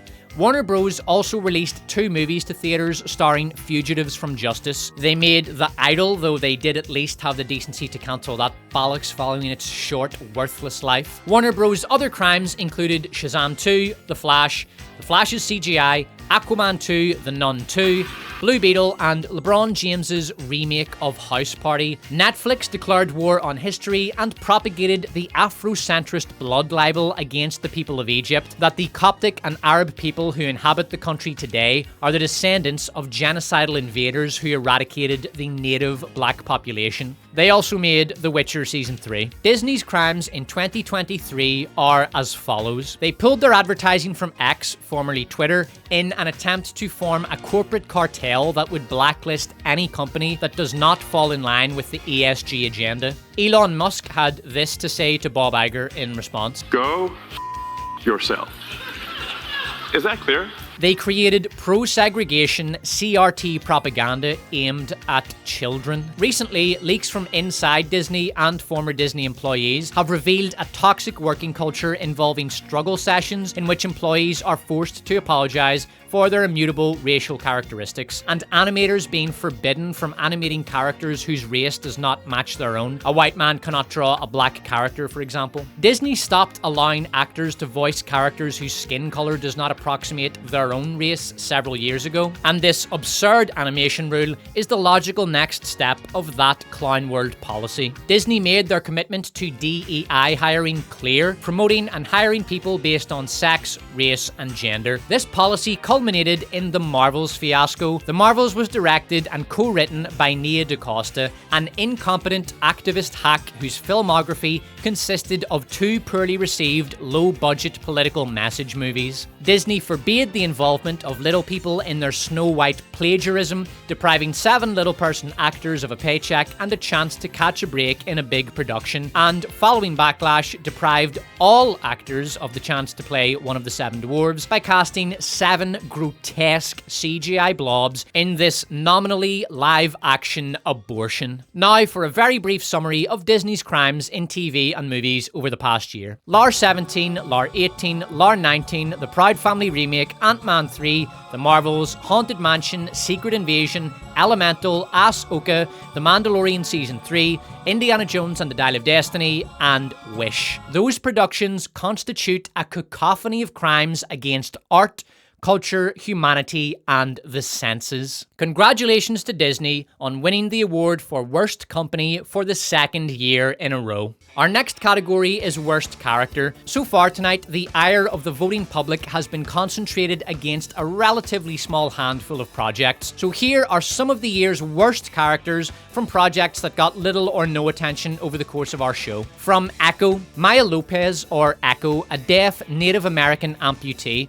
Our hero works as a professional murderer for Kingpin, then then turns on Kingpin, attempts to murder him, then blows up a warehouse full of people who may or may not be connected to Kingpin, murdering everyone inside. For whatever reason, she chooses to hang around her hometown while she's doing this, which results in several townsfolk being murdered when Kingpin's goons come looking for Maya. In the end, Maya heroically murders all of Kingpin's minions, but lets Kingpin himself go, proving to herself, to Kingpin, and to the audience that she isn't like him. She's better than him. From Ahsoka, Sabine Wren, we are introduced to Sabine when she's hot-shotting her way out of a city down a conveniently empty highway. She entered the city to speak at a political rally, but left and returned home minutes before she was due to speak to prove what a rebel she is. She then endangers the life of a pilot by girl-bossing her way under his ship. Later in the show, she endangers the entire galaxy by allowing some dark Jedi to get a hold of a map showing the way to Admiral Thrawn because she wants to find her sexless, congenial, beta male bestie, and at the end of the show, she cheapens the Force by mastering it over the course of a few days. She's a dull, boring, vaguely annoying, lifeless character who does absolutely nothing to ingratiate herself to the audience. Her character arc is girl boss truant to girl boss Jedi. George Lopez's character in Blue Beetle, an annoying, over-the-top comic relief side character who pulls YouTube thumbnail faces and makes loud noises. Oscar performance number 6483, or OP6483. This is Carey Mulligan's character in Meisterbetro. OP6483 isn't a character. She's Carey Mulligan putting on as many dresses, wearing her hair in as many styles, and walking around in as much aging prosthetic as is necessary to get an Oscar. Ask someone who has seen the movie to describe OP6483 and they won't be able to. The physical appearance of OP6483 changes too many times for the viewer to form a definitive image of her, and she has no real personality. Her personality is, I'm angry, give me an Oscar. I'm charming, give me an Oscar, and I'm frustrated, give me an Oscar. OP6483 is just one more worthless, award-winning performance cosplay, destined to be completely forgotten and only ever talked about as an example of an embarrassing career misfire. I mean, no offense or anything, Carey. Fuck you! Whoever Emilia Clarke was playing in Secret Invasion, I did watch the first 2 episodes of Secret Invasion, but can't remember if Emilia Clarke appeared in them. She shows up later in the show with a Drax arm. No one has yet figured out why. From Elemental, Wade, Disney's ideal of the current year man.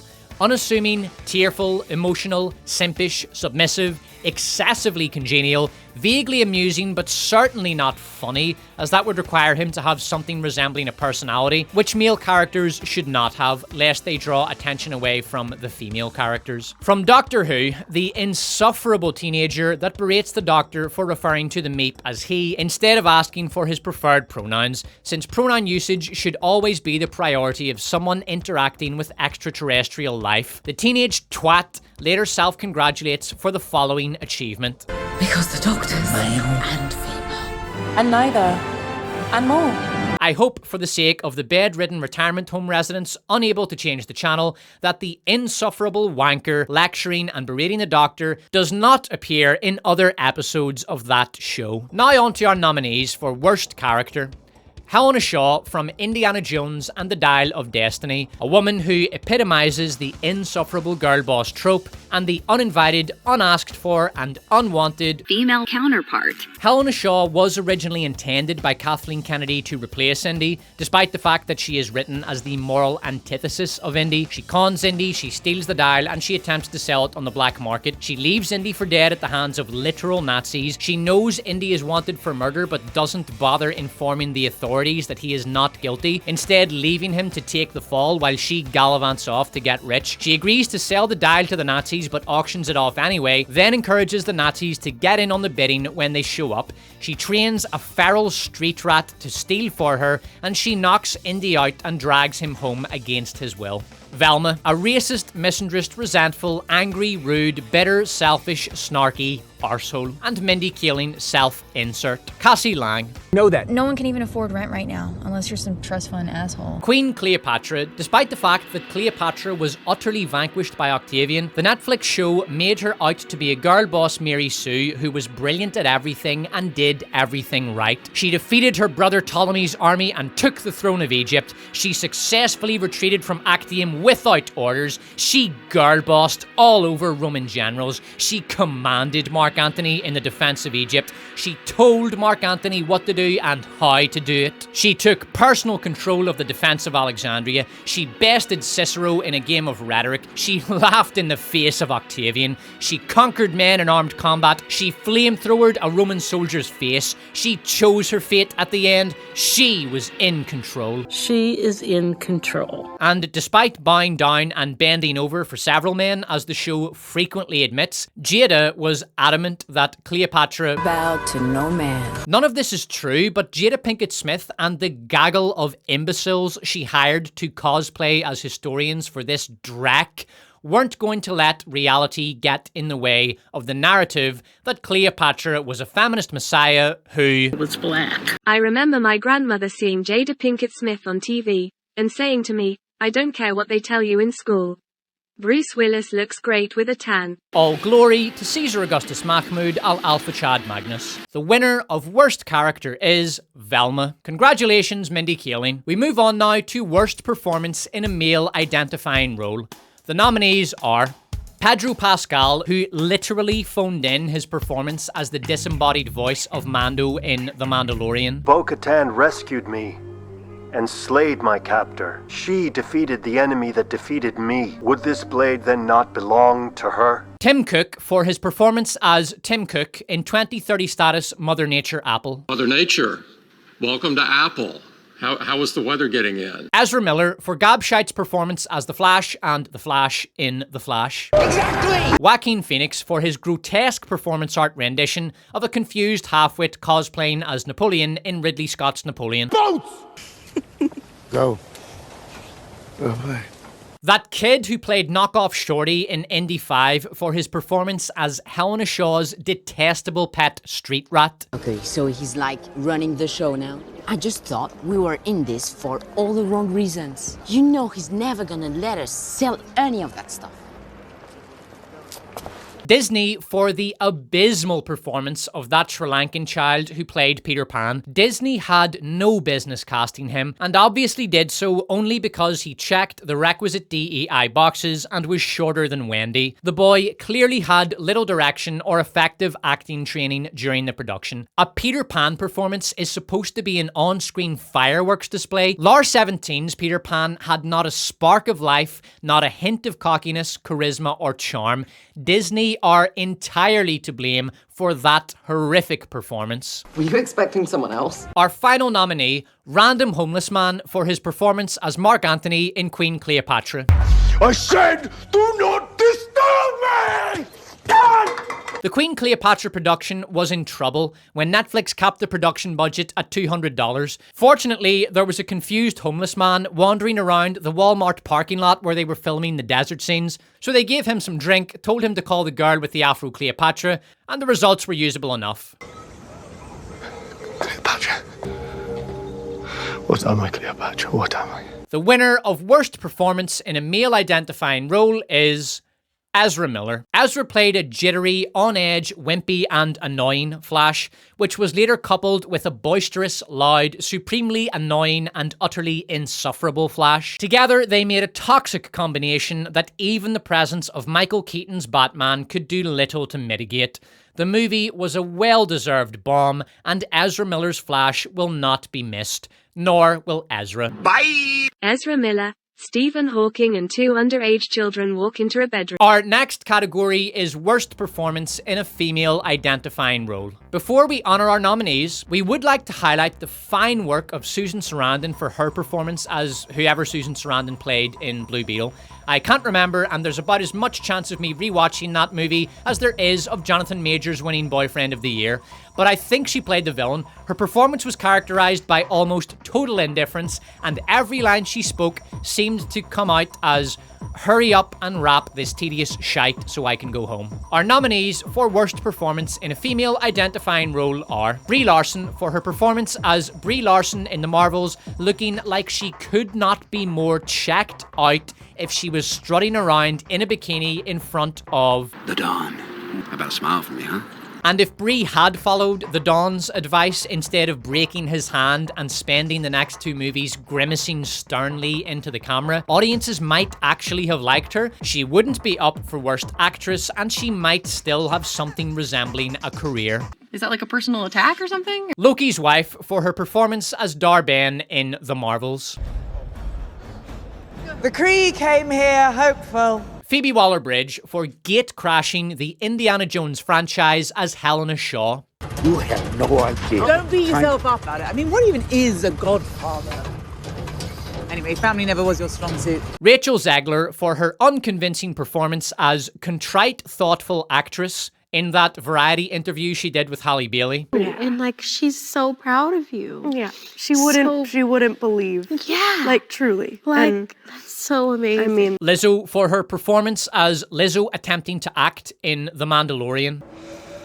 Our constables are ill-equipped to confront battle droids. While Lizzo's performance in The Mandalorian wasn't exactly stellar, I think it's fair to say she dominated every scene she was in. And finally, Ashton Kutcher and Mila Kunis for their apology video. The judge could take that into full consideration relative to the sentencing.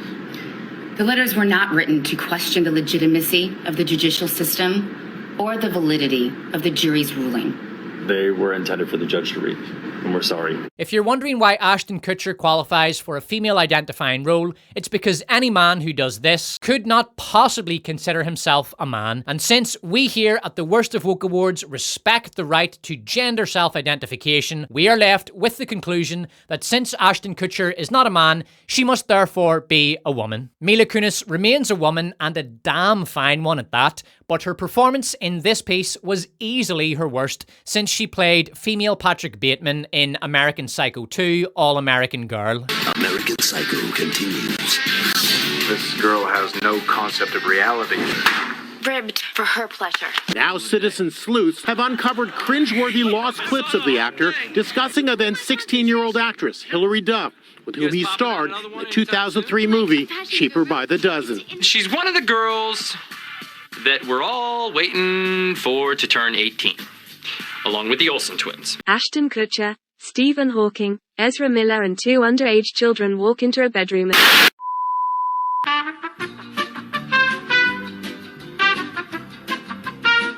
The winner of Worst Performance in a Female Identifying Role is Phoebe Waller-Bridge. Bridge's awful performance in Indy 5 was the result of a script that wanted her to be everything but also didn't know how to justify her character, and an actress who had no business being in the Indiana Jones franchise in the first place. Over the course of a single 2.5-hour mess, she plays a long-lost relative, a con woman, a traitor, a thief, a gangster hostess, a girl boss, a mentor and adoptive parent, a badass action adventurer, a scholar of antiquity, a honeypot, a heartbreaker with a past, a loving friend, and a considerate benefactor. In a totally pathetic but very predictable, very Kathleen Kennedy move, the movie tried to cram every role Indy had over the course of his 3 movies into a single female character in one movie. This was, of course, a botched, boulder-headed attempt to portray the new female Indiana Jane as being far superior to the crusty old fossil Indiana Jones. As for Phoebe Waller-Bridge herself, some talents are just not built for the big screen. She is an awkward presence, and every second she is on screen,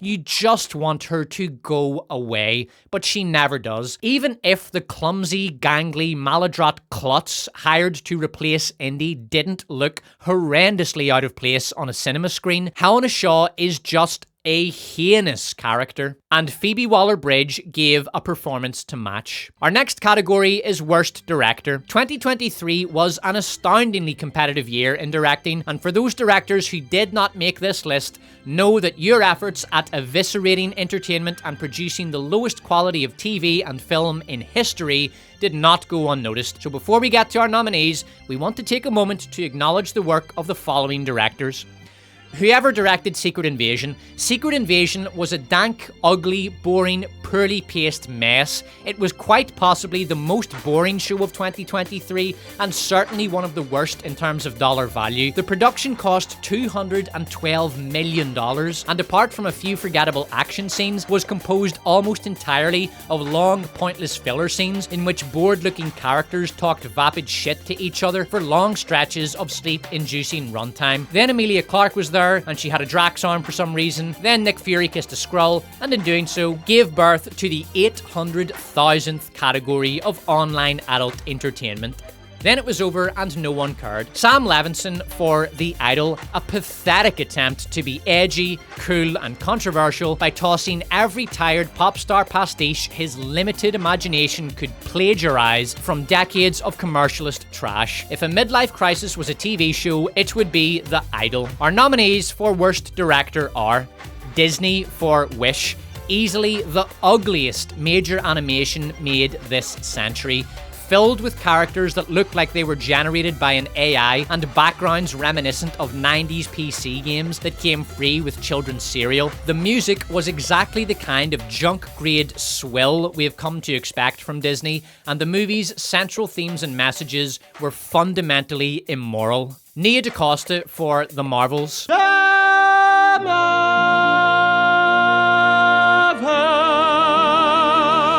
James Mangold for Indiana Jones and the Dial of Destiny.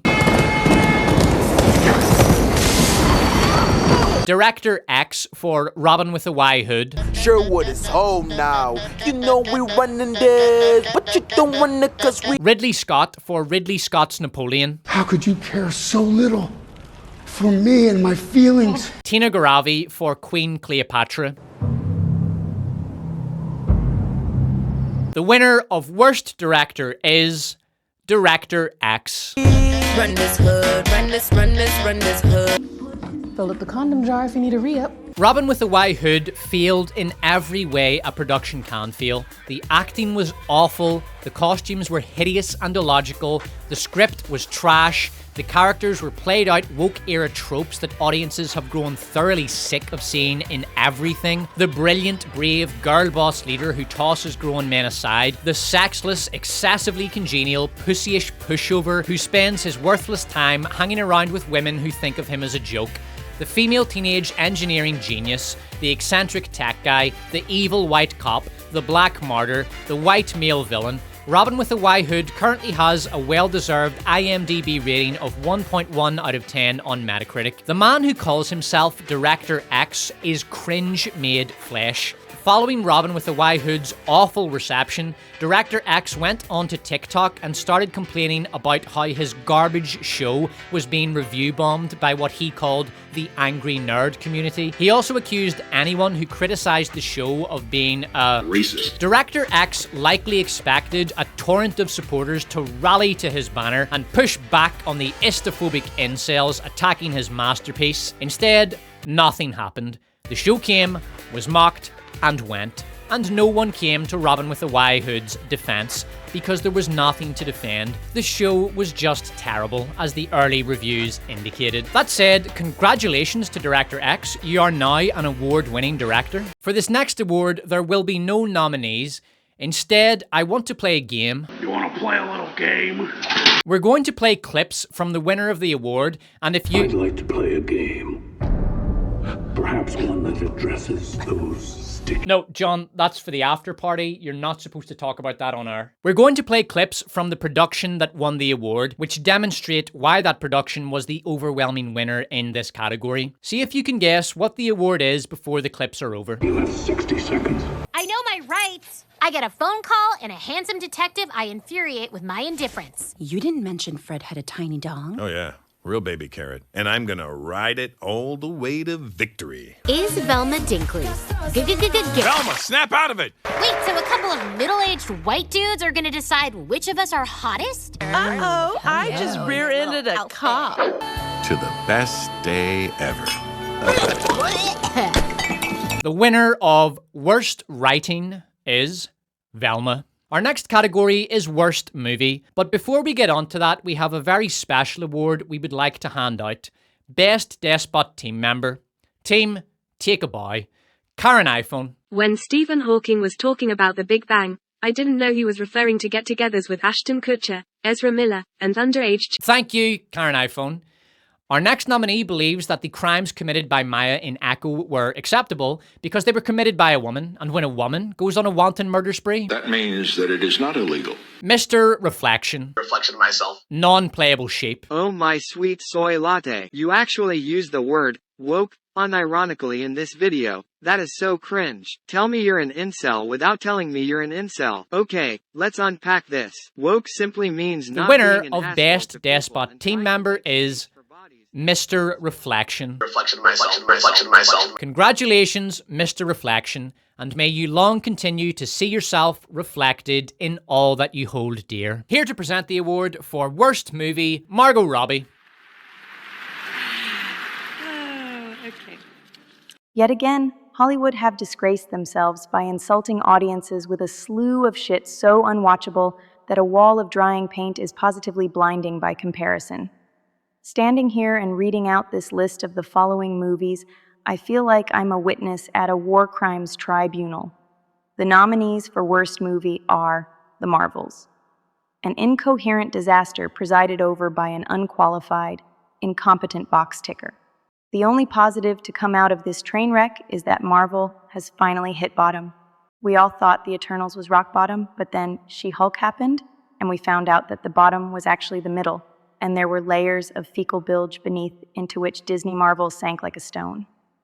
And then the Marvels happened, and we realized that mire of putrefying ass slime led into a latrine of such unspeakable feculence that its existence proved there had to be a god, because there was definitely a Satan, without whom the Marvels could never have been. Napoleon, a $200 million experimental art house movie about a mentally deranged simpleton who is convinced that he's Napoleon Bonaparte. The Flash, an incomprehensible ruin of a movie. The result of many reshoots done over the course of various script iterations, ordered by different executives with different priorities, and featuring possibly the most horrifying visuals in film history. The Flash is a cautionary tale in studio interference.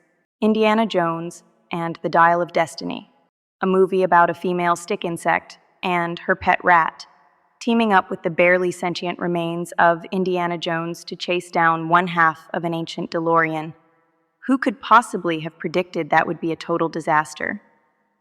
And when Kathleen Kennedy saw the breadth of her destruction, she wept, for there were no more franchises to destroy. Wish, a movie I wish I hadn't wasted my time watching. The award for the worst movie of the worst year of the worst era goes to Indiana Jones and the Dial of Destiny. I'm very proud to accept this award.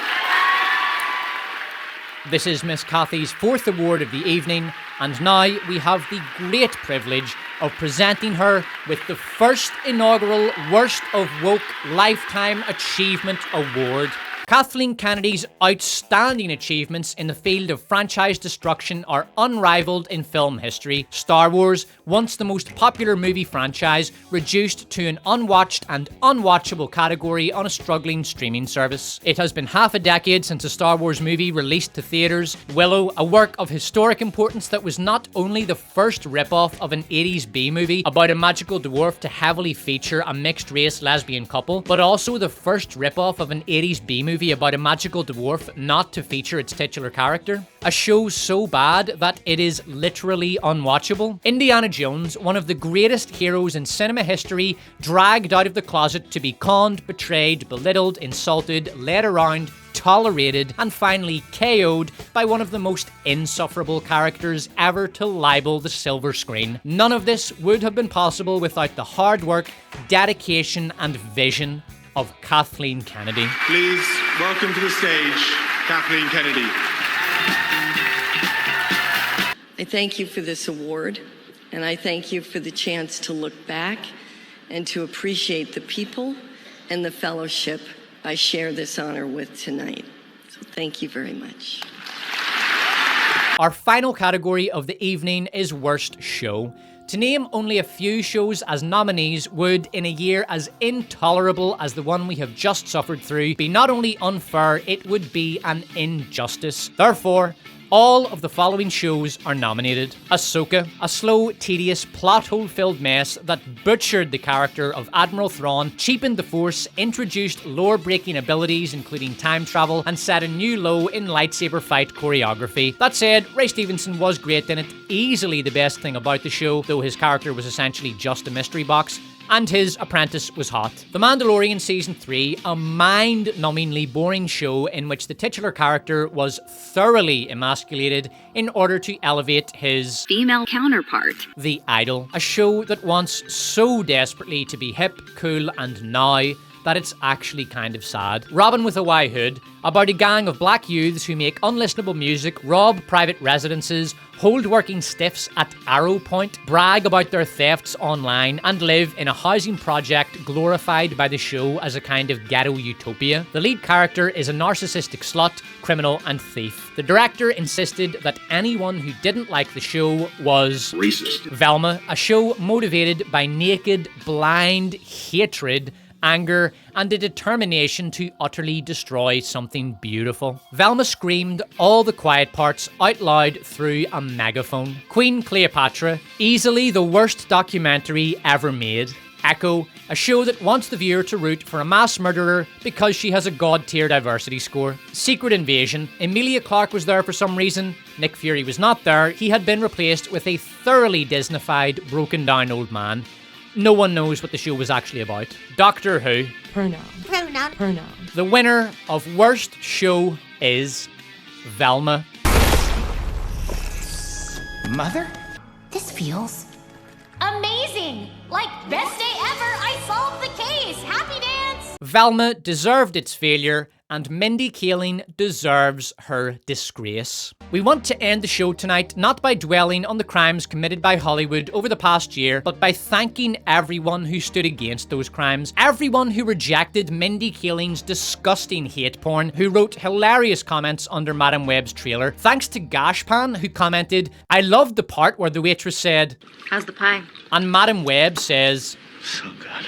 Then she does a wink and disappears. Scene of the century. Truly amazing. And to Kung Flu Hustle 2475, who on the Lars 17 trailer commented, "The scene where Wendy turned to Peter and said, 'That's my secret, cat. I'm always angry.' Then smashes the patriarchy with one strike was inspiring. So stunning, so brave. Thanks to everyone who contributed to Rachel Zegler's well-deserved drubbing when she smugly mocked Snow White, the artists who made it, and the generation of film fans who loved it. Thanks to the Treehouse News for her response video to Disney's segregationist trash. Thanks to every Star Wars fan who didn't care when Disney Lucasfilm announced their new Rey movie, to every Marvel fan who didn't go to see the Marvels, to everyone who defended history when the enemy launched their attack against it. Thank you to everyone who voted in this season's Worst of Woke Awards, and congratulations to all the winners. Thanks for watching, and we hope you enjoyed the show.